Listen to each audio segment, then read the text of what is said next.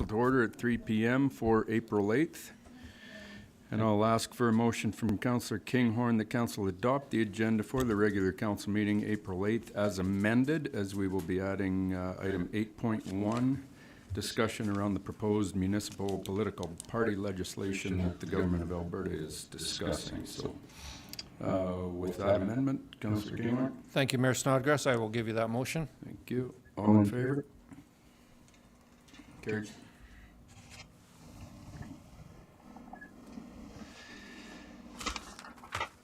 I'll ask for a motion from Councillor Walsh that omnibus motion adopts the following in accordance with Council's procedure bylaw, the March 25th, 2024 regular council meeting minutes and the strategic priorities chart. You have my motion, Mr. Mayor. Good. All in favor? Carried.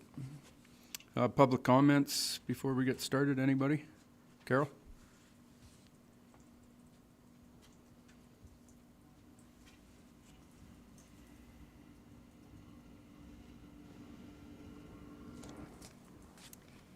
Good afternoon, Mayor and Council. Thank you for providing me with the opportunity to provide some public comments.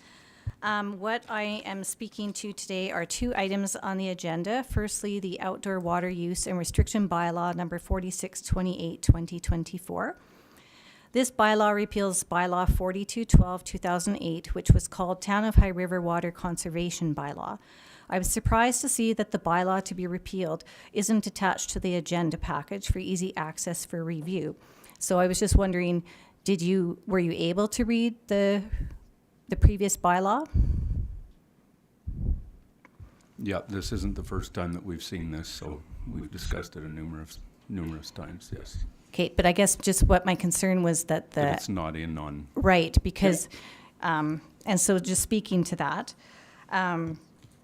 I noticed that on bylaw 4212-2008 had first and second reading on September 22nd, 2008, with third reading October 14th, 2008, and it wasn't just put through for second, third reading. So obviously they had some changes in their discussion. So I guess what I'm requesting today with the comments that I make, comparing the bylaw that's to be repealed and the current one on the table, is that hopefully there's going to be some perhaps dialogue when you actually have this on the agenda item, because there are some significant differences that I just want some clarification. So I guess my first comment would be that it's curious to change it to be a restriction bylaw, which tends to have a sense of control versus a conservation, prevention of wasteful use. And also on bylaw 4212, it doesn't list any specific days for watering, and yet for the past few years, we've been designated watering days 2 times per week per quadrant without that being noted in the current bylaw. So I was thinking that the past bylaw seems to be a bit more of a common sense approach based on conservation versus restrictions about the new one. Question that I do have is, do we still have an agreement with Cargill for a water agreement? That's all done through Foothills County. Okay, perfect, because I just noticed that was in the other one, so I just wanted clarification. And this was a big discrepancy I noticed between 4212 and the new one, is that 4212-2008 includes both inside and outdoor water conservation matters. And does this mean that administration will be bringing forward an indoor usage restriction bylaw? Because the way if I interpret, once a bylaw is repealed, those parts are repealed. And then one of my big concerns of the new bylaw 4628-2024, clause 8, inspections, states, if a peace officer has reason to believe that any premises is suspect of being in contravention of any part of this bylaw, they may exercise a right of access in order to inspect the premises. And I just think, when I look at the dictionary meaning of premises, meaning a house or building together with its land and outbuildings, I find this particular clause very restrictive and invasive. And I'm not sure how many people would appreciate just someone like a peace officer coming over if they suspect that, you're overwatering your lawn.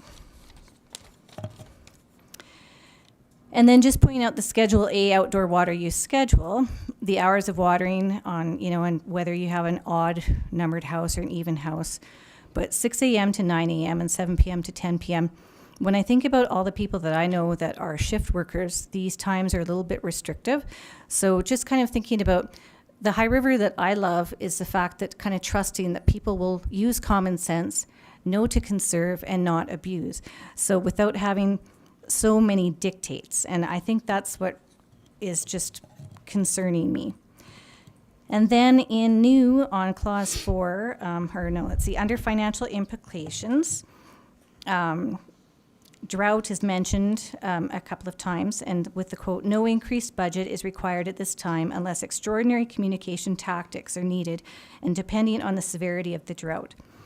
I was speaking to someone in the agriculture industry the other day, and he was just mentioning that just like with the media, we're hearing drought, drought, drought, and I know it's a serious issue, but sometimes we also have to think about dry spells, dry seasons. So just a little bit of an examination of the terminology, because we know in High River how the word flood is quite triggering, and I think drought can be a little bit fear-creating as well. And then even just thinking about the whole,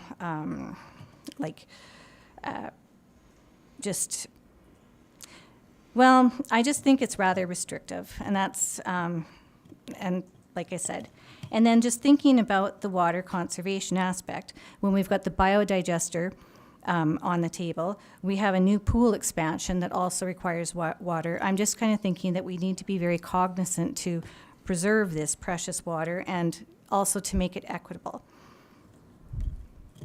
Does that make sense? Yep. Okay. Yep. And then just regarding the second subject that I'm thinking about with the pool, I was just wanting some explanation at the committee of the whole 2 weeks ago. You said that the pool was under budget, and I was just wondering if you could explain that to me, because I didn't understand that. Well, the pool itself, the pool expansion currently is under budget. So is that including the change rooms? No. No? Well, the change rooms would be included in that piece. It's the piece that the additional monies that are in there right now is for the renovations of the lobby area and the existing lobby area. So that's what's making it, and that's what I asked Chris, that the next time they come back, we need that split out so that we know Definitely. exactly what the new pool expansion looks like and exactly what the renovations are going to look like, so that we all understand exactly where we're at, Carol. Okay. Absolutely. And I reflect back, Craig, when you when I had spoken about the pool, and I said it seems like it's, being pushed ahead. One thing I did ask is that on the strategic priorities chart by the pool, and you agreed with it, is that we can have an estimated tax implication listed so people can actually know what the impact is and to be knowing about budgeting, right? And you at the time said that was a good idea, because it's all in the fair of transparency as well. Because if people are going to have to be saving a lot of, budgeting for affordability. Yep. Okay. And then just as a final note, just to plant a seed, I had a very interesting conversation with a couple from, they've now moved here, but they moved from a northern Alberta town that had a recreation expansion situation. And they brought up the point that it became so cost prohibitive for the citizens of the actual town that a lot of the people couldn't attend, and that it was a lot of people from Edmonton who were actually enjoying the recreation facilities in this smaller location. So just something to think about. Yeah, and that's with any rec facility, they are very expensive to operate anywhere, and that's where you're always trying to balance it out, whether through some communities go far more onto a user pay model, which absolutely will limit access to people that can't afford that user pay. I feel our rates are very, very fair there, and but yes, it's taxpayer funded. Well, Absolutely. and I think that's what we have to be really cognizant of, is the tax implication, right? Like how much extra tax people are paying. So I just appreciate that comment from that couple. But do you want them to exist or not? Pardon me, sorry. Do you want them to exist or not, right? That's the thing. Stuff costs money. Yeah. So So I guess just thank you for your time, and I hope when the water discussion, the water bylaw comes up, that there's a little bit of conversation about some of my concerns. Sounds good. Thank you. Thanks, Carol. Anybody else? Thank you. So the first delegation, the only delegation that we have, is from West Winds Communities, and we have Lauren Ingalls and Don Herring here to present, please.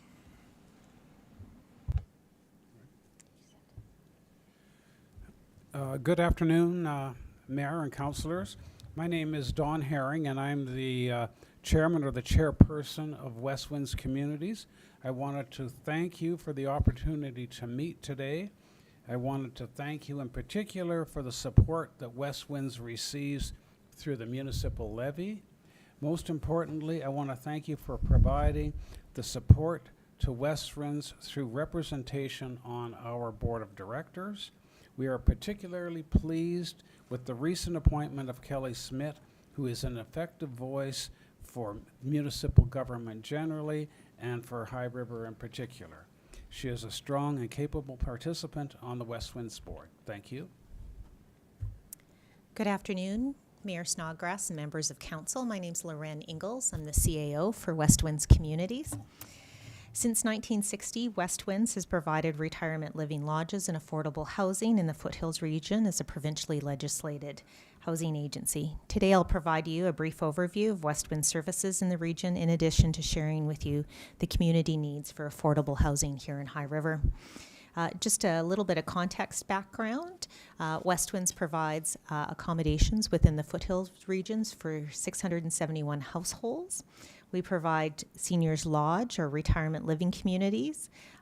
These include hotels, living style accommodations. The monthly rental fee includes hotel style accommodations, basic furnishings, home cooked meals and snacks, weekly housekeeping, linen, recreational and non-medical monitoring.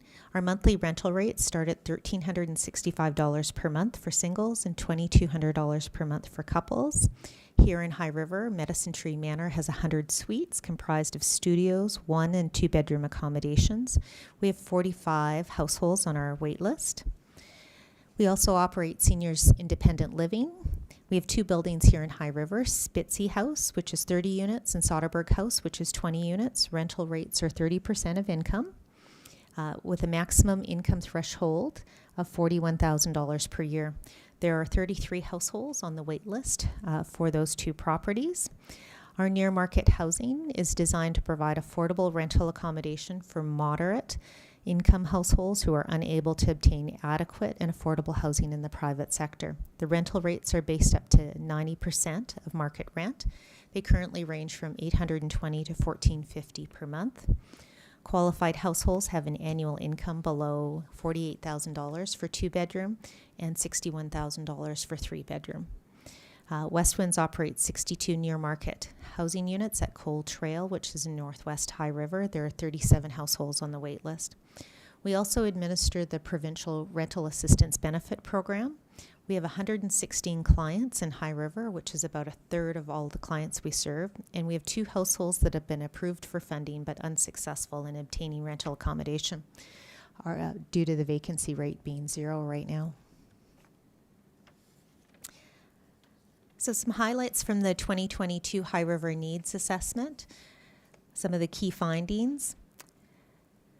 West Winds concluded this study in partnership with the town of High River. What we found is renters are particularly struggling with affordability in High River. I don't think this is any surprise to council.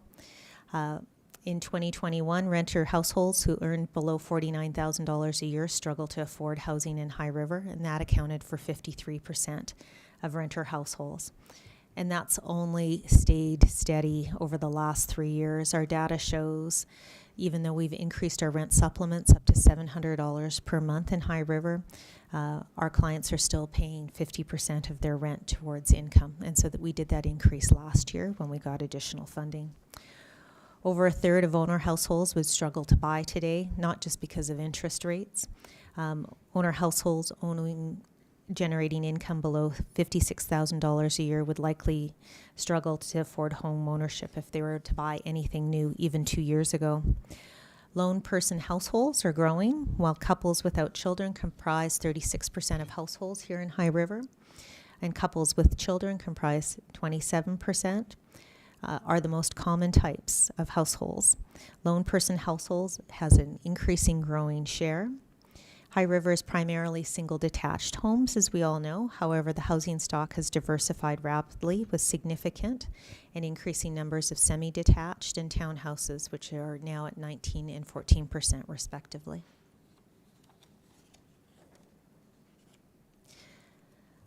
Homes here in High River have typically 2 to 4 bedrooms, but there's a larger need for 1-bedroom units in High River. Purpose-built rentals currently are not being developed. A number of purpose-built rental units has stayed essentially the same for the last decade.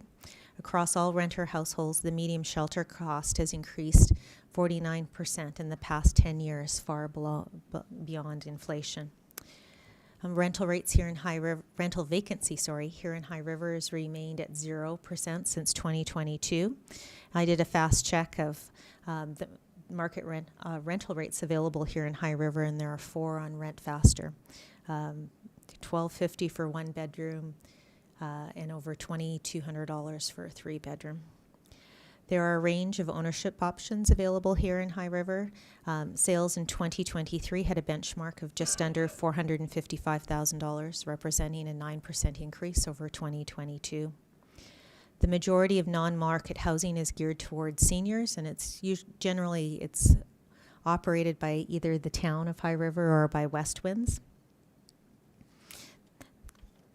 And there are also, of course, a large number of households receiving rent supplement and living in affordable near-market housing.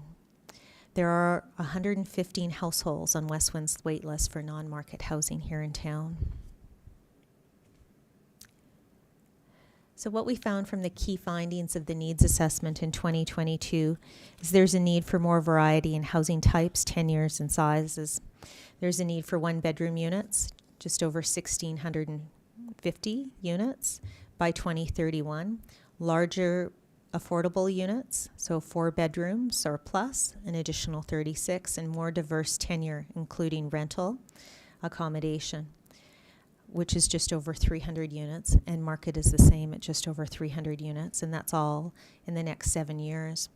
There's a need for more non-market housing across the board. This includes diverse non-market housing, workforce housing that aligns with minimum wage paying jobs, more accessible housing, and group-style accommodation for persons with disabilities and those with complex needs.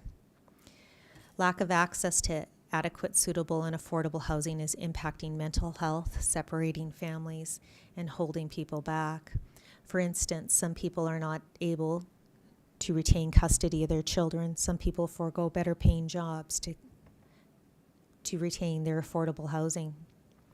Not allowing pets in affordable housing, which is a West Winds issue, means people sometimes forego suitable housing in order to keep their pet and are more isolated without their mental wellness companion.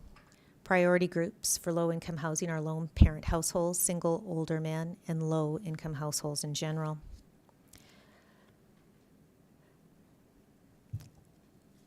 By the numbers, the growth projections. There's a need for 91 units of continuing care, which is primarily long-term care and dementia-assisted living units, and that was identified by Alberta Health Services. Non-market housing rental units have a need of over 300 units over the next 7 years, with peak demand for 1- and 2-bedroom and 4-bedroom accommodation.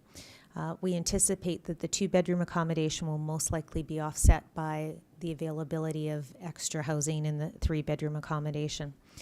And this is paralleled in our market units here in High River.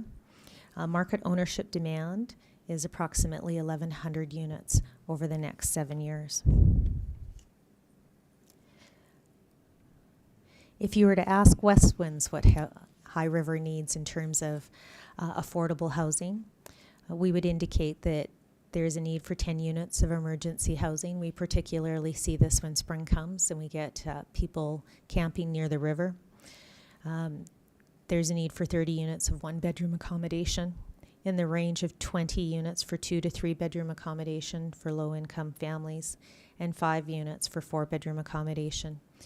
We also see periodically the need for approximately 40 units of Indigenous housing.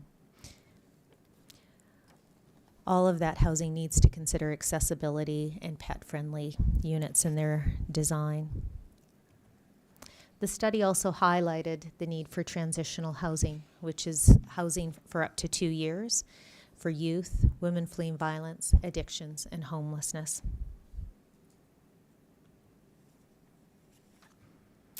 Some of the successes West Winds has had in the past year is our rental assistance benefit program. We've had a 40% increase in funding, which has resulted in a 46% increase in High River approvals and the elimination of wait lists for that program here in High River. We currently sent out a press release just reminding the public that we have program funding is available for new applicants. The challenge, of course, is being able to secure rental accommodation in the community.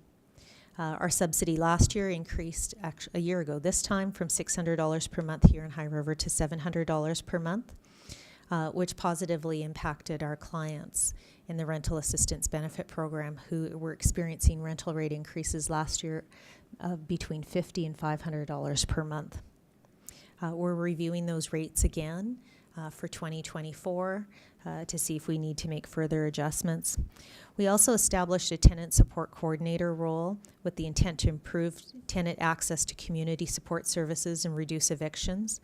This partnership assists our residents and tenants in all of our Foothills Region's facilities, and this was done in partnership with the Town of High River's FCSS department, and I really have to thank Council for that level of support. That program has been functioning for 16 months and is really having a positive impact to our residents and tenants, particularly in our seniors housing, and I'll talk a little bit more about that. On a capital development basis, West Winds commissioned Drake's Towns, 10-unit affordable housing project in Okotoks last June. The town of Okotoks contributed $15,000 per door for the project. West Winds contributed $650,000, and we also secured CMHC co-investment financing. The project cost just approximately $2.63 million. It was built as part of a larger project in partnership with Partners Development Group, which is a local operator in Okotoks. And I'd love to be able to get units at that price right now, but it would never happen. We also currently have purchased lands in the Darcy subdivision in Okotoks. We're developing 2 projects. One is for 10 units, and it has a development permit currently in place, and phase 2 is 28 units. Both projects will provide a combination of 1 to 4 bedroom units. Construction costs are approximately $16 million, and we're currently competing in that provincial and federal world of grants trying to secure funding. So you may ask, why not High River? Why aren't we doing anything here right now? Provincially and federally, funding programs expect a contribution from the local municipality of at least 5%. Generally, it's in the form of land. West Winds requires service land to ensure project affordability. If the town's interested in affordable housing land and resources are needed to have projects materialize for deeply affordable housing. And the timeline isn't fast. Typically, going through the queues, it takes approximately 5 to 7 years to develop affordable housing, which is just really quite disheartening. In 2018, some members of council may recall West Winds issued an RFI to local municipalities to determine engagement and interest in affordable housing. And we're still working through those lists from the end of 2018. And those are currently integrated in our strategic plan. So our regional challenges, none of this is a surprise to members of council, is the lack of rental accommodation. Last year we saw some local hotels in the area stop long-term housing options for tenants, which was only increasing the pressure on local rental accommodation. Most non-purpose built rental stock in High River has been sold, and low-income families are the hardest hit. Our low-income families have on average $352 per month less than our senior households do. High River rental rates are escalating, and I've just given you a snapshot of our clients on rental assistance benefit. And of course, they're probably seeking the most modest accommodations that are most affordable here in High River, just what the average rents are. In 2024, High River's rental rates increased between 17 to 35% over 2023. This is just looking at our own clients. Whereas in 2023, High River ranged from a decrease of 10% to an increase of 9% over 2022 rental rates. You know, so cumulatively, that's up to 44% in rental rate increases. Current average rent for our rental assistance benefit clients in High River is $11.74 per month, and primarily everyone is in one-bedroom accommodation with an average subsidy of $435. Even with that subsidy, clients are still paying over 50% of their income towards rent. So obviously there's a high need for one-bedroom accommodation, primarily for seniors and AISH recipients. So that's assured income for the severely handicapped. Demand is outstripping supply. In order to manage our program demand wait lists, we imposed a residency requirement for all of our accommodation in the fall of 2022. A 6-month residency requirement's now required in the Foothills, Vulcan, Willow Creek region, or discharge from a local shelter or treatment program. This was imposed as a lot of admissions were coming from Calgary, and we wanted to ensure that we could service our own local needs. This temporarily reduced our wait lists by 30% and allowed Westwinds to focus its limited administration and resources just on housing locals. Mental health, addictions, and life skills remain real tenant challenges. Westwinds experienced success with our tenant support coordinator last year in 2023 and into this year. But what we did find is we evicted tenants with mental health and addictions issues at unprecedented rates, even with the help of FCSS, as those tenants would not access community supports consistently or had significant breaches in their tenancy. Fortunately, we have seen all of that calm down in 2024, and we attribute that to the tenant support coordinator and the great work that FCSS does here in High River. Navigating capital development. Westwinds competes provincially and nationally for capital development grants and financing. The only partners who maintain a level of flexibility in affordable housing development is the municipalities and Westwinds, and we have to pivot and be flexible. If we were to look at some solutions, if I had could make some wishes and have them come true, some potential solutions that could be considered to help encourage the development of affordable housing is the elimination of both municipal and education property taxes and affordable housing. If you were to look to Calgary, we pay taxes on all of our Westwinds' own affordable housing developments, not the lodges, but our affordable housing that we own. If you look to our neighbors north of us in Calgary, not-for-profits are not paying the municipal portion of property taxes. They have those waived, and that really increases the viability of an organization's financing to provide affordable housing. Provincially, there's been some more recent announcements in the Provincial Affordable Housing Partnership Program. Last year, they funded $130 million in projects, of which we were a recipient. This year, we have the 2 projects in Okotoks we're waiting to hear about. There's $68 million in funding available, and there were project applications totaling $700 million. So they'll only be able to fund 10% of the projects. And so I'm concerned that, we may have to apply multiple times. There's also the opportunity to advocate with CMHC or Infrastructure Canada for designated Alberta funding.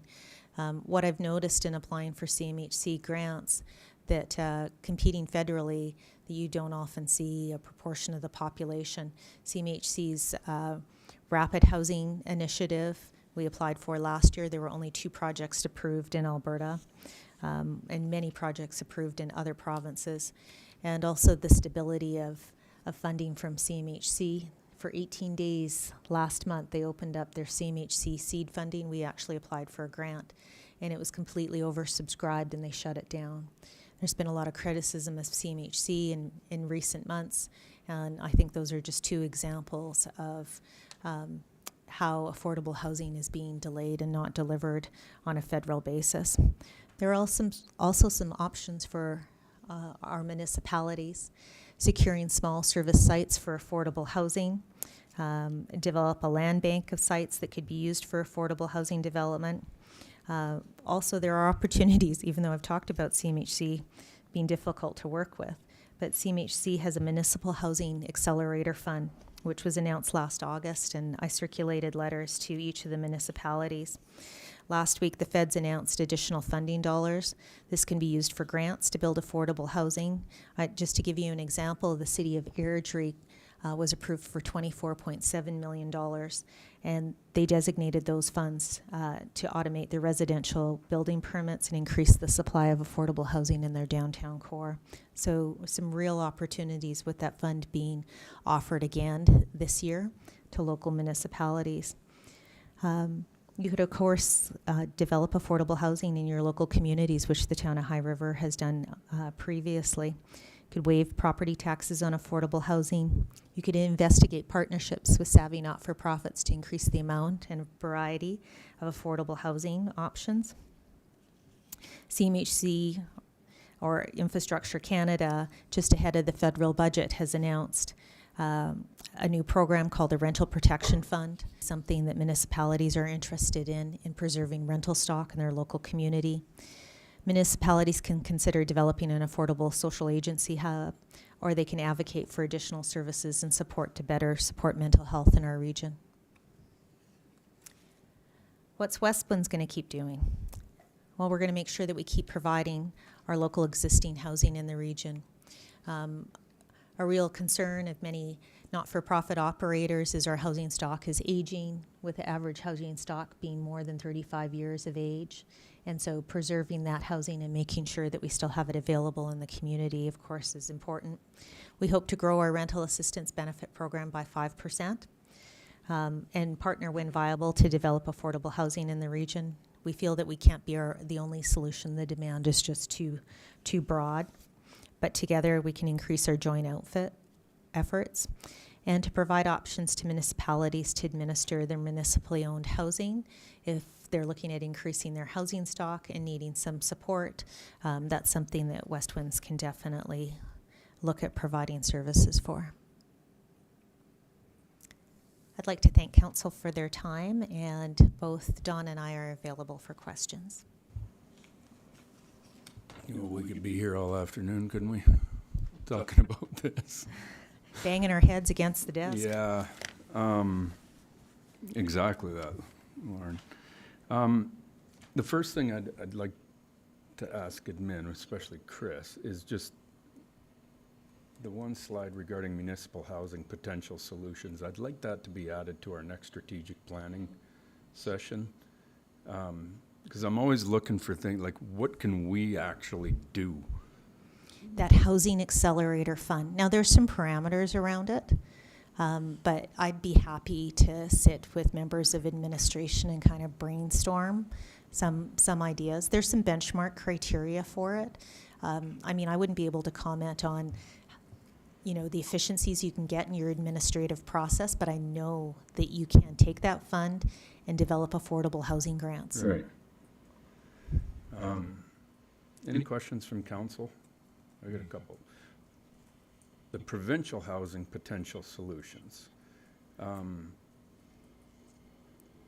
second piece, increase funding to the provincial affordable housing partnership program. And then in brackets, you have 130 million in March 2023 and down to 68 million in April 2024. Can you explain that to me? Sure. So when the province initially announced the fund in 2023, it was for $7 million. And they did announcements for $130 million. And so this year they've announced $68 million available, but they were supposed to actually release the confirmed projects in January, and they've delayed and delayed and delayed. And I've just hoped that maybe they're looking at their piggy bank and deciding to match the funds that they had last year, that maybe they would increase it to somewhere in the neighborhood of 130 million. Now that's just me speculating. I don't know for sure. But when you have $700 million in applications provincially, your demand is outstripping your supply. Right. And they need to be more responsive, because every one of those projects will then, once approved, go knocking on the door of the feds looking for funding, because there's a specific order. We have to hit the municipalities on a partnership basis, look for projects, followed by the province, and then followed by the feds, who are the last funding source. So these aren't even projects that are going to hit the ground this summer.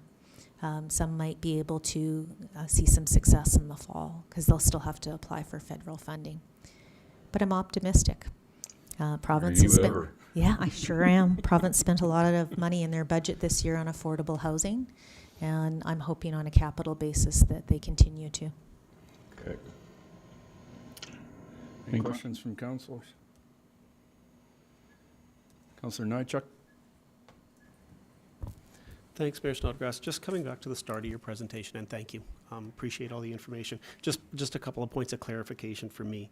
When you talk about emergency housing, you're talking about people that are homeless that need shelter immediately right now, and that would be funded housing, not housing that would be subsidized. That's something that's funded for those people that unfortunately are in that kind of a situation. Yes. Yeah. Okay. So they're not near homeless. They are homeless. They are homeless, yeah. So that's immediate today need. It is, and it's really overnight accommodation. Yeah. On a temporary basis. And then you referred to Indigenous housing as well. Pardon my lack of knowledge, but you named off like single room, two bedroom, 3 bedroom, 4 bedroom. What's the difference with Indigenous housing compared to those just regular housing for other So people? for Indigenous families, we find that there are larger households and that they often face discrimination in securing housing. They don't have a lot of experience as renters, and so often they're turned away. We see them coming to us looking for rental assistance benefit. We approve them, and they're unable to secure accommodation. Often we have to negotiate with the landlords to be able for them to secure housing. And for a variety of reasons, they're often unsuccessful. And so there are funds for Indigenous housing. They have to be done in partnership with Indigenous communities, and we've been unsuccessful in trying to establish a repertoire or communication. Specifically, the need for housing is here in High River, and we find that population is really underserved and really needing some supports. But it's not it's for large accommodation. It's for 4, 5, and 6 bedroom accommodation for Indigenous households. Okay. I find it kind of sad that we have to differentiate between you or I or an Indigenous person. Thank you. No further questions, so thanks very much, Lauren. Thanks, Don. Appreciate it. Bylaw 4628, 2024, outdoor water use restriction bylaw.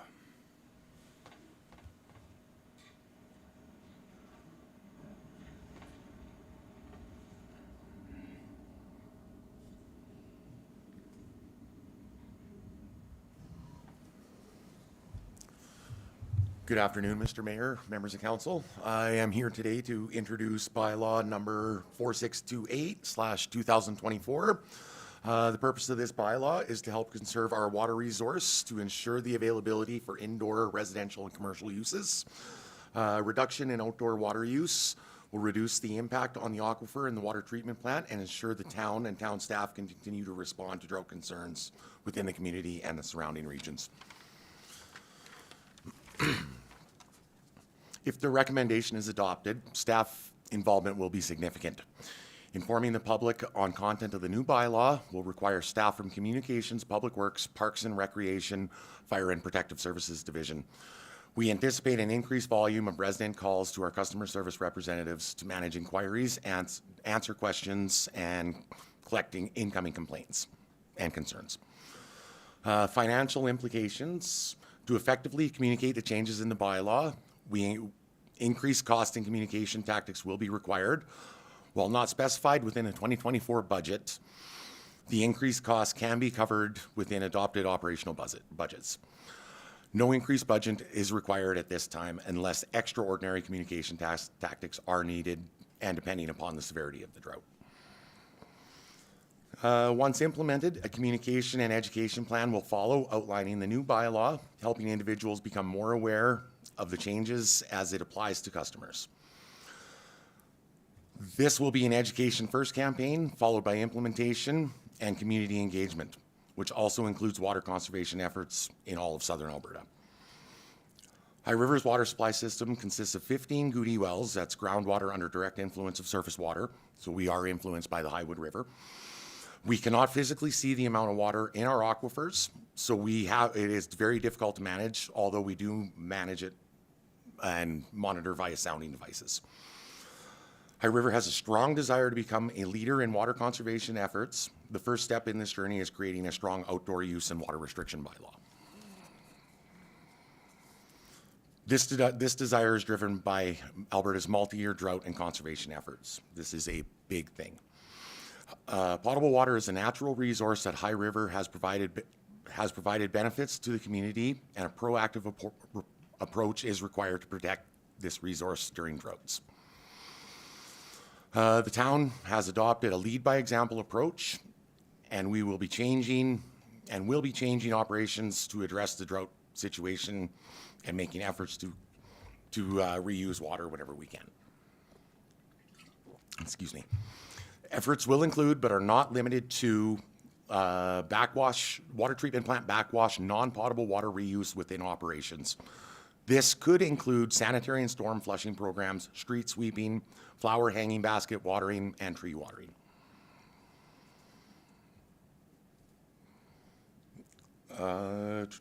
Administration will arrange for communications to be sent out to the public regarding bylaw number 4628/2024. Following this communications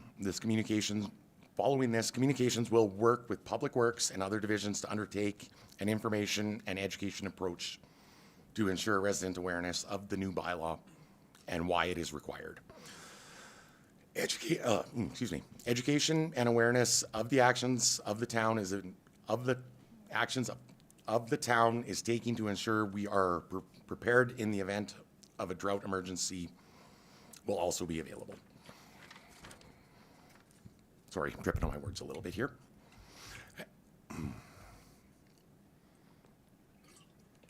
An FAQ on drought and water conservation will be made available to all residents. Staff will be briefed on key messages. Communications will explore and combine of digital will be explored, and a combination of digital and traditional outreach methods. These strategies will be determined collaboratively over time and in coordination with Public Works and other relevant divisions. Any questions? Well done. Thanks, Rob. Thank you. Questions from council? Councillor Kinghorn. Thank you, Mayor Snodgrass. I'll start with one. That's on the golf courses. My understanding is the local golf course doesn't use our water, isn't tied into our water system at all. That is correct. They actually have a license to draw off the Highwood River to irrigate their So fairways. this bylaw wouldn't apply. Would not apply to them. So, okay, but we've included them in here in a number of restrictions. That would be just in case they have to augment flow. Thank you.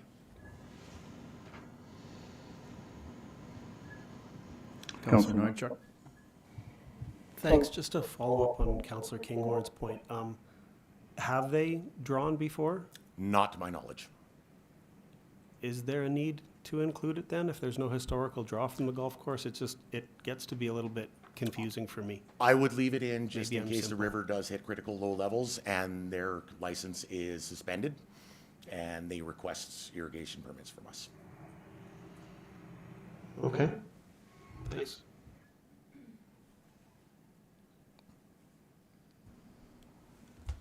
One question that I have,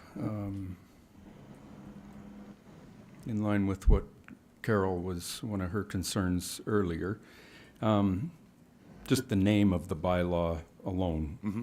Is council okay with changing it to outdoor water use and conservation bylaw? Councillor Kinghorn? Thank you, Mayor Snodgrass. Although I'm okay with changing it back to that, I think that that softens it quite a bit, which isn't what the intent is. The intent is to show how important this is and how significant an impact it's going to have on our community going forward. And it has to have some meat to it, and maybe the words that we're using aren't quite right, but it's not a conservation. This is restricting water use, period, because we're not going to have water. I get it. But at the same time, we're trying to bring as many people along with us as we possibly can. And if it, as we're experiencing in a lot of different areas, if it feels too heavy-handed, there's people that'll just bow up against it just to bow up against it if it feels too heavy-handed. And the wording of this stuff is very important as to how we do it. So I'm just trying to, the end goal is to reduce water use. There's no question. The wording we use to achieve that can be extremely important in bringing as many people along with us as we possibly can. So that's just, we'll deal with that when we get into the actual motion itself. So that's all my comments back to Councillor Kinghorn's. I get it that, we want to be strong on this and everything, but got to be careful about the wording. Councillor Nychuk is next.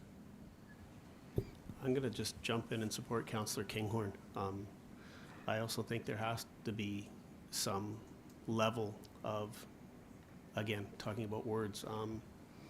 I appreciate Carol McMillan's comments. I do. But this is much more than conservation.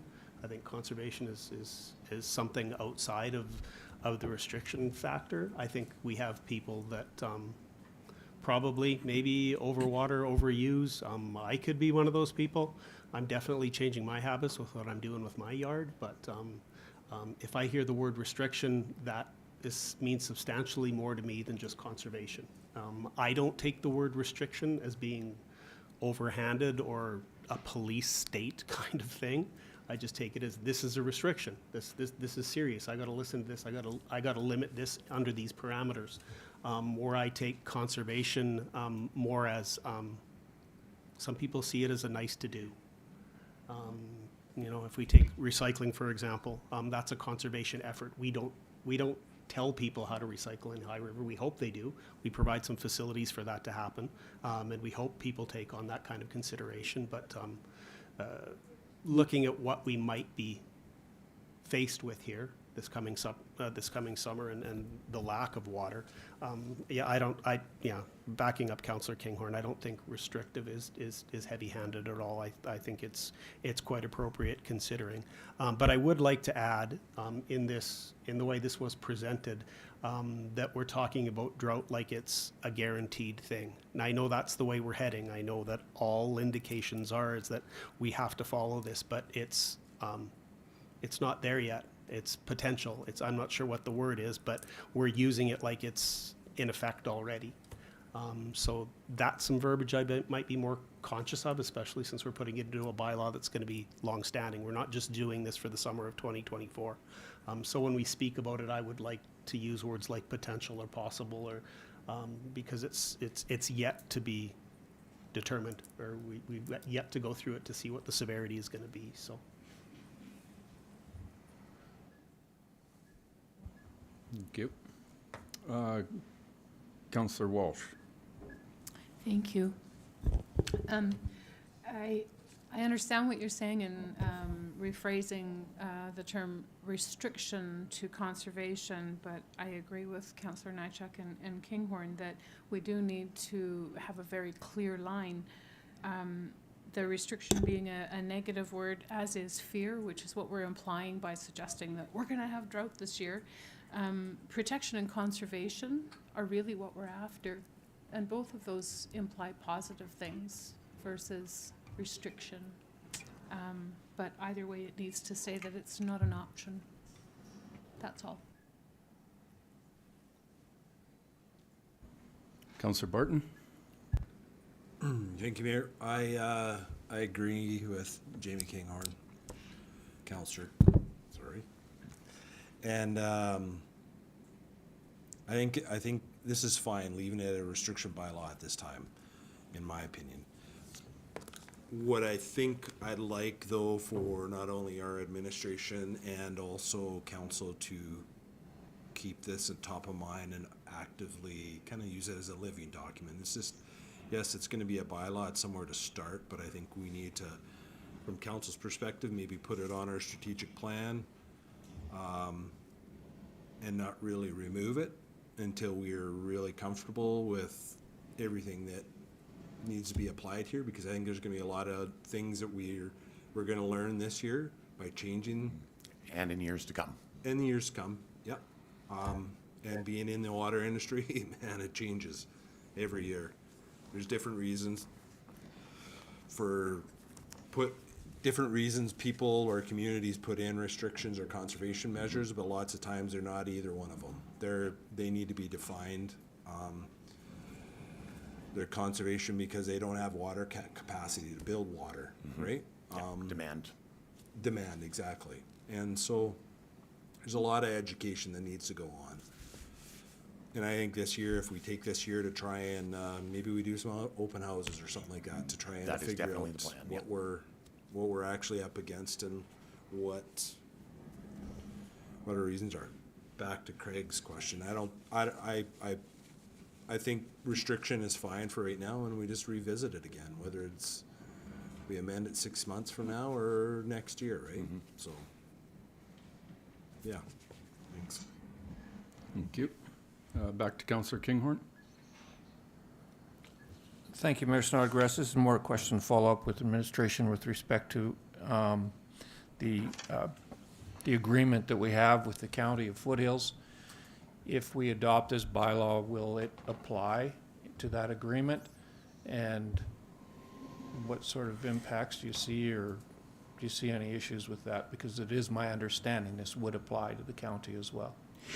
Yes, Mayor Snodgrass, through you to Councillor Kinghorn. This would apply to everybody under the agreement with the county for outdoor water use, including the commercial users out there that water their landscapes as well. So that would all apply for all those users that within the county from that perspective, from Alderside to Kaylee. Excellent. Thank you for the clarification. Now, the second part to your question I didn't answer. Is there going to be an impact? Whenever you put water restrictions or water measures in place, there's always a reduction in revenue. And so as we move forward with this, and we hope, seeing reductions in revenue is a bad thing, but it's also a good thing because we see that the people are responding.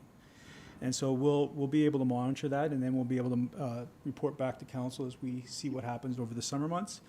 And I'll be honest, taking a look at our water, our aquifer situation right now, unlike other communities where you can actually see their reservoirs and what shape they're actually in, we can't see ours, but we can monitor very well with our static levels in our wells.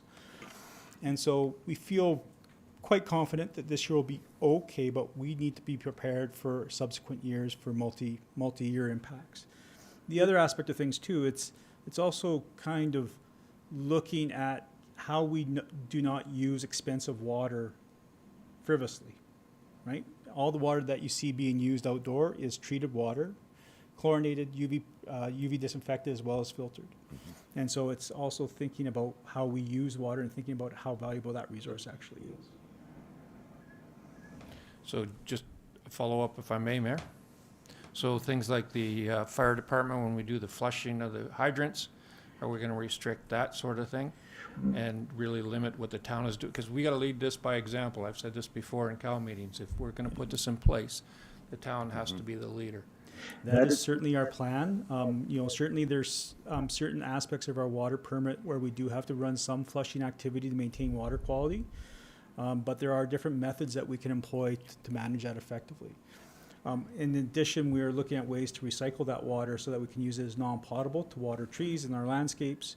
and recycle that water use from that perspective. Unfortunately, we can't resell it back to the public, but we can use it within our hanging baskets as well as our trees throughout the community. So we're looking at all sorts of different ways to be able to use that and really define it as non-potable water use. Councillor Nychuk? Thanks, Mayor Snodgrass. Through to you, Chris. Back on that, you mentioned decreased revenue from the utility side with water, but we'll also see, I don't know if it'll be balanced, but we'll see a decrease in operational costs then, right? And I'm assuming that we've taken that into consideration, that we might be making those adjustments going into these periods like this? Certainly, typically my experience with water restrictions, whenever you put up the level, you see about a 30% reduction in water consumption. And that translates into 30% reduction in your revenue. Now, your fixed costs are always going to be your labor costs. We will see a reduction in use of chemicals. We'll see a reduction in use of hydro because we're not pushing as much water through the water treatment plant. But our labor costs are always going to be fixed from that perspective on an annual basis. So yes, we'll see some cost savings. Will it match the 30% reduction? Likely not. Now, however, that being said, what usually happens through that process too is that people realize that they'll have a bounce back. So that initial month or so that they'll see a 30% reduction in use. After a while, they understand that, hey, I can use it more, and they'll bounce back and start using a little bit more about after a month of water restrictions being put in place. So we'll see some things change, and we'll be monitoring it very clearly from that perspective. But our lion's share remains potable water use in homes, commercial businesses, and that revenue. We hope people will consider using water differently inside their homes, but that's something that we'll tackle within our water utility bylaw as we're working on that as well. So. And one more question, if I might. We talk in here about hanging baskets and things, which I think a lot of people in town love the way that Parks looks after those hanging baskets and the vegetation that we have around town. Beautiful. But were we able to make an adjustment this year on the types of vegetation that were put, like the flowers and the plants that are there, that may be more drought resistant or more akin to less watering? That I can't answer. I don't know exactly what was ordered through the Councillor Nychuk. I can certainly check, but I think that was kind of the target this year, was to try and reduce the types of plants that would be water consumptive.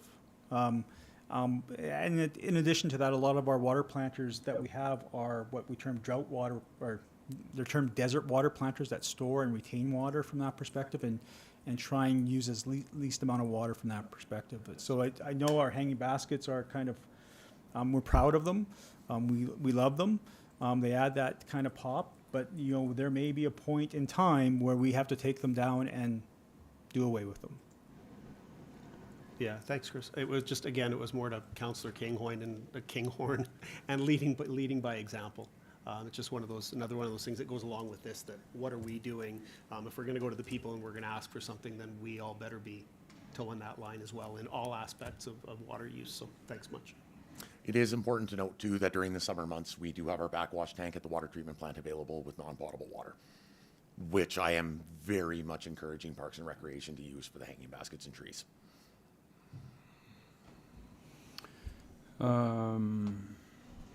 One other question that I have, and maybe for Cody, is Carol's question about peace officers exercising the right of access. How does that work? Like, I know they can, for all our bylaws, they can do that. They can peek over your fence to see what's going on if we got a complaint. It's that exact piece, Mayor, where if you look at any of our other bylaws, like the most recent one would be the Good Neighbor bylaw, where when we start looking at unsightly properties on some of these premises, some of them you can't see from alleyways, roadways, things like that. So that basically allows us to gain access into the backyard if somebody's calling in a complaint, right? We're not going to be walking around through people's backyards looking for sprinklers, but when we get that complaint, it allows us the ability to access a property to determine is there a contravention, not a contravention, and then address that contravention from that point. So does that answer the question? Absolutely. Okay, perfect. Thanks, Cody. You bet. Councillor Kinghorn? Follow up that to Cody.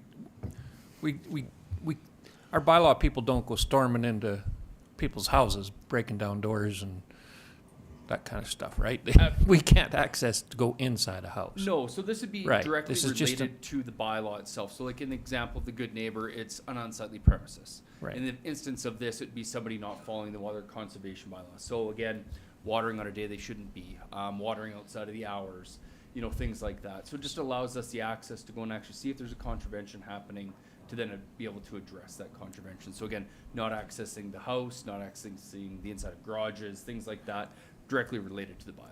I was a little worried about my showers. Thanks, appreciate it.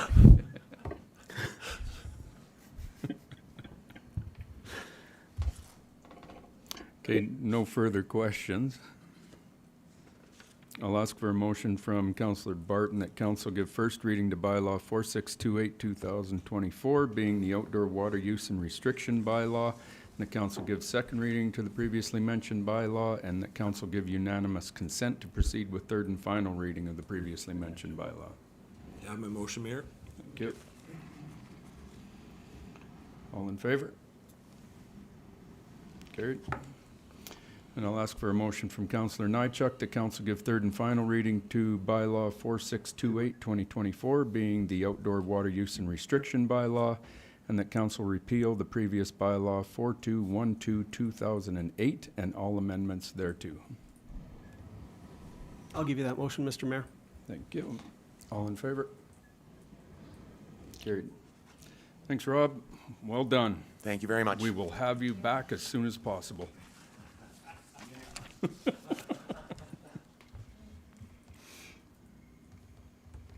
Broadband advocacy, Kent, next steps.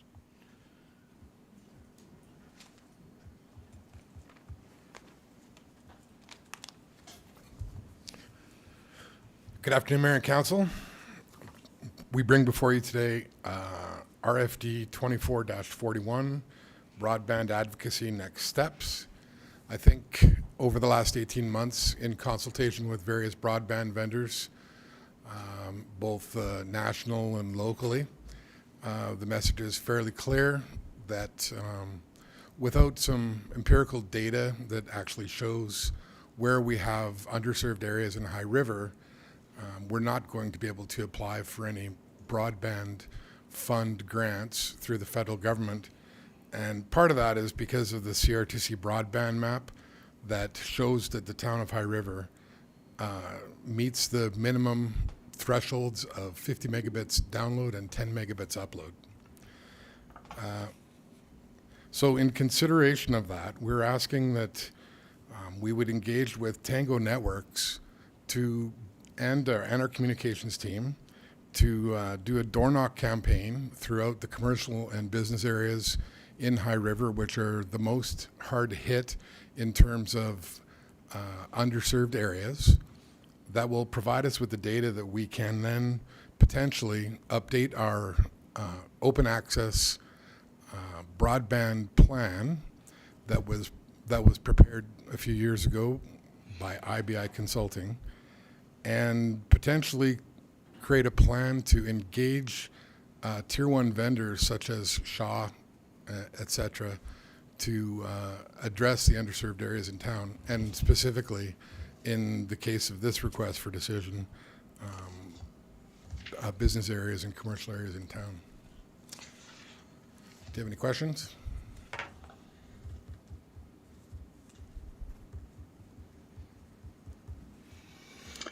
I see none. Kent, we've been through this, like you said, for months now, so I think this is a very good next step as to where we can start to wrap our head around everything. Councillor Nychuk, question. Thanks, Mayor Snodgrass. I don't know if I have a question, Kent, as much as a comment. Are we in a bit of a catch-22 with doing that? Meaning, we would like to encourage different business to come to the community, right? We know that some people have come, business people, have come to the community needing a certain service. Some have come and stayed, some have looked and left. If we're gonna do a survey and we're gonna take that, we're looking for information to support the need for this. I'm not entirely convinced we're gonna have that within the community, and that some of that outlying, hey, we want to come to High River because we think there's great people there, we think it's a great community for our workers to live in, blah, blah, blah, all that kind of stuff, but your broadband spectrum doesn't meet our needs. How do we bring that into this position paper, quote unquote, to justify, you know, funding streams through federal or provincial levels, or to accelerate the opportunity? I don't know if like I said, I don't know if I really have a question as much as how are we framing this to get to where we need to be so that we can utilize the resources that may be available? Through Mayor Snodgrass to Councillor Nychuk, that's a great comment. And I wholeheartedly agree with you. I think that with some hard data that's going to prove that there are some very large sections of town that are completely underserved. And this study is not going to be limited to commercial and business areas. We're going to promote and encourage all residents in High River to take part in the speed test and study as we gather the data. I think in addressing the idea that Field of Dreams, if we build it, they'll come. That's been proven time and time again in rural counties, like-sized municipalities, that if you do have broadband access, there is potential to not only attract business as well as residents, but also retain them, just because of the certain nuances that have really arisen since COVID, that show that there's an attraction for work from home capabilities, but also in commercial areas, we can attract all sorts of different group business types that we may not have seen here before. For instance, data center acquisitions, like there was a potentiality a few years ago of an Amazon and also a Google facility in the local area, but we didn't have the capability to meet their needs. If we have that and we attract that, we're also going to be retaining the potential for hopefully really good commercial tax rate for the town. And I think that by doing this study and actually being able to refute the CRTC broadband map, which is what the federal broadband fund is based on in terms of eligibility for municipalities and other parties. And honestly, most of this money, most of this grant, $500 million, is going to end up going to Rogers, TELUS, bigger providers, but only where they can see a need, and we have to prove that need for them right now because they're not going to come and do those studies for us. But I believe that by building a really good broadband open access network, that we will be able to attract good business for the town. Councillor Kinghorn? Thank you, Kent. I appreciate your comments, and I'm going to support this request for a decision, but it was interesting. I had a conversation, the rest of council may not be privy, but I had a conversation with the county the other day, and they're actually putting fiber into Alderside. So the residents of Alderside will have fiber. I didn't realize they had their own entity, that the Foothills has created their own fiber supply entity, but maybe you'll include some of that in this study or some of that information, please. Through Mayor Snodgrass to Councillor Kinghorn, yes. Before we split our IT services in 2020, we had managed a project that took a large strand of fiber optic cables from 498th Street through to Alderside and beyond, actually, that was supposed to also service the Warner Business Park. So that's been in the ground for several years, and Foothills Fiber is operating now. They have been operating on the Highway 2A ASP, so the industrial corridor there, where they're providing broadband access to several businesses there. And they're looking to go beyond that and create, ideally what we would want would be a connection to the city of Calgary so that we can directly access the internet exchange there. And that would provide us a method by which we could access broadband for very reduced rates that we could actually provide service for. Now, we also have, through an MOU with Foothills County, 6 strands of fiber that run from 498th Street through to Warner Business Park as well. So the town has some capacity there that Drew McNaughton, who recently addressed council from Foothills Fiber Cooperative, has recently, as a matter of fact this morning, been inquiring the potential use of that dark fiber that the town owns to service a broadband need for a potential new business that may be coming to the area and requiring some servicing. And yes, we will, absolutely. Thanks, Kent. I'll ask for a motion from Councillor Kinghorn that council direct and approve administration to engage with Tango Networks to prepare a broadband compliance study for the underserved areas in the town of High River. Thank you, Mayor Snodgrass. I'll give you that motion. Thank you. All in favor? Carried. Thanks, Kent. Montrose 4 naming proposal, Gennady.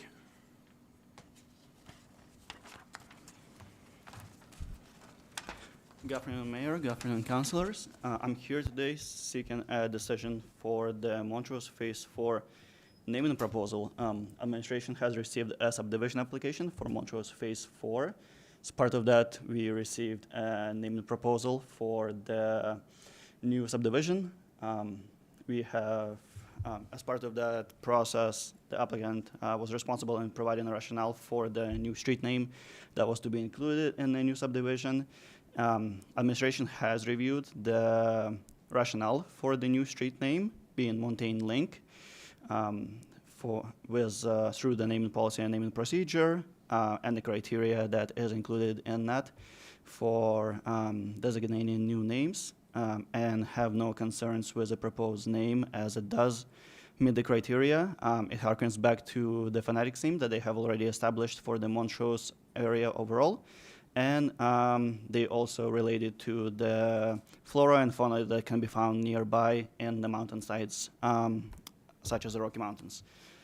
So with that, administration does not have any concerns with their proposed name, and we are here seeking a decision for council to adopt the naming proposal as presented. Thanks, Gennady. All makes sense. Any questions, council? Ask for a motion from Councillor Walsh that council accepts the Montrose Phase 4 naming proposal as presented. You have my motion, Mr. Mayor. Thank you. All in favor? Carried. Proclamation of National Volunteer Week. Jody?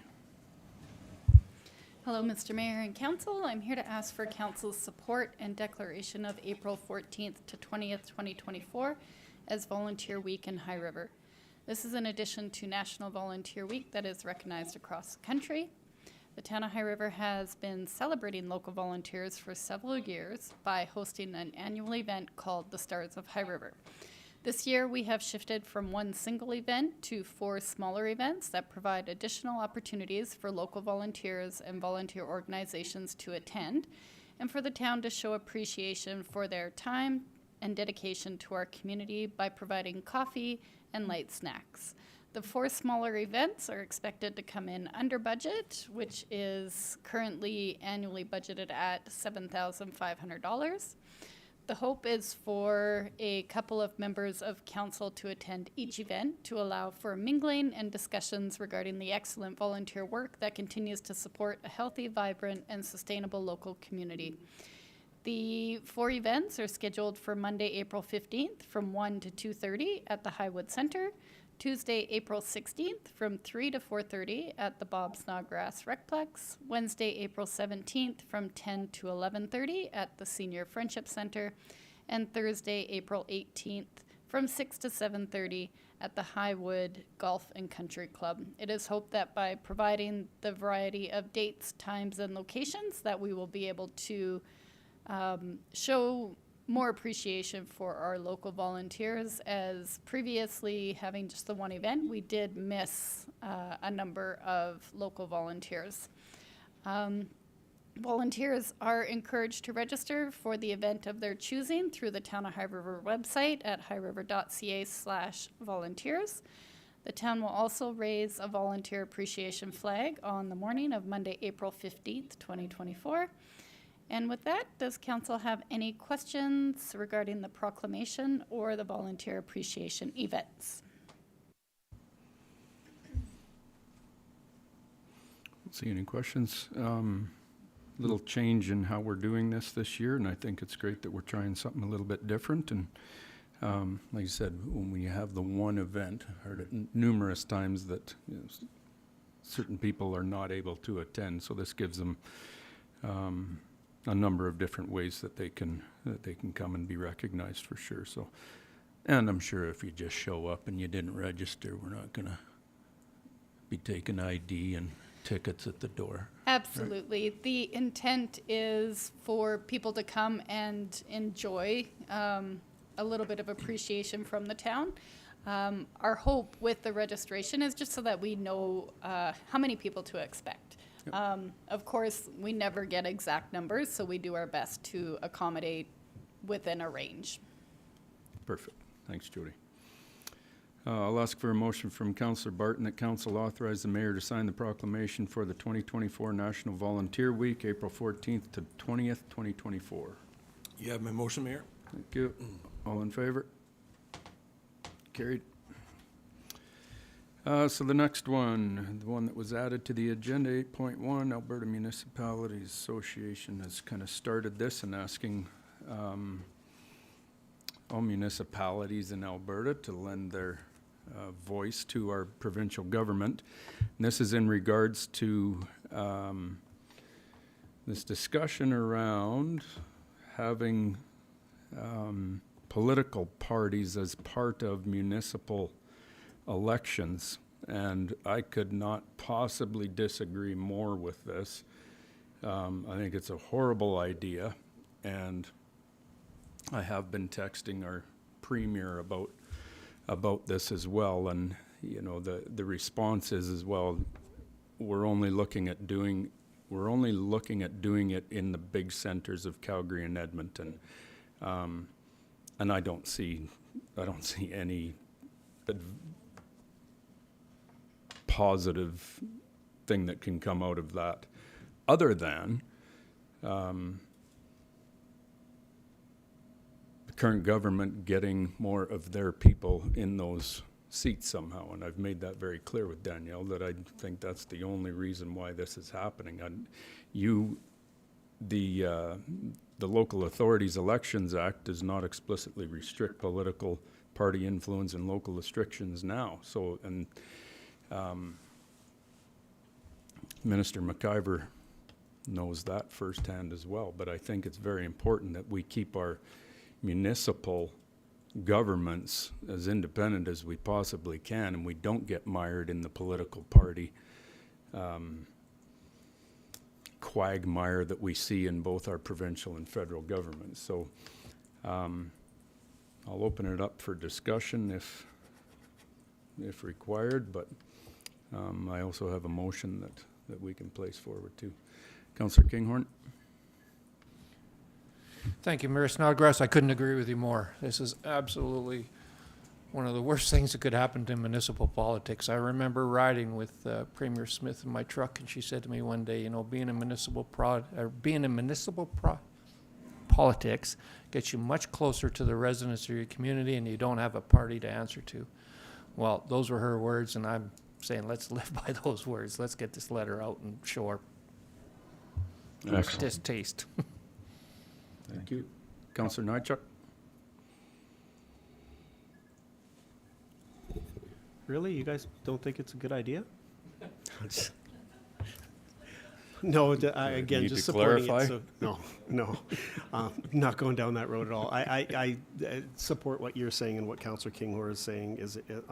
And I don't even, I think when we get put under the connotation of municipal politics, I've never felt, sitting here with the people I have over the years, that it was political in nature.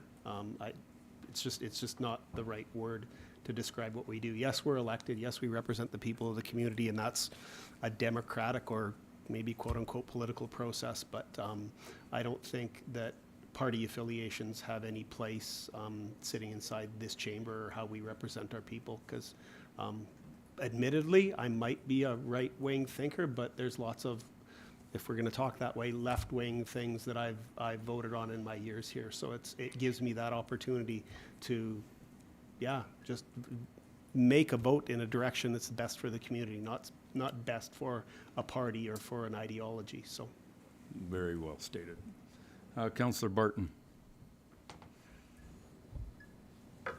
I can't really add anything more to what was said by Michael or Jamie or Craig, but I agree. I don't agree political parties at municipal level, no matter the size. So I support us sending that letter. That's it. Thank you. Councillor Walsh. I'm just pushing the buttons. I agree with everything that you've already said. Okay, so I'll make the motion that the Town of High River Council state their opposition to any initiative to amend legislation that would specifically allow political parties to run candidates in local government elections, and that the town advise the provincial government, Premier Danielle Smith, MLA Chelsea Petrovic, and Minister of Municipal Affairs, Rick McIver, of our opposition, and request the province to cease the development of any legislation that will allow for partisan politics in local government municipal elections. Any questions on the motion? All in favor? Carried. Thank you. Board and committee reports. We have one change to the Museum of Highwood Council Rep. As Councillor Smith is not here, requesting a change because Councillor Kinghorn has been freed up from the airport and he's bored. So I'll ask for a motion from Councillor Nychuk, the council appoint Councillor Jamie Kinghorn to the Museum of the Highwood Board in place of Councillor Kelly Smith with a term expiry date of October 31st, 2024.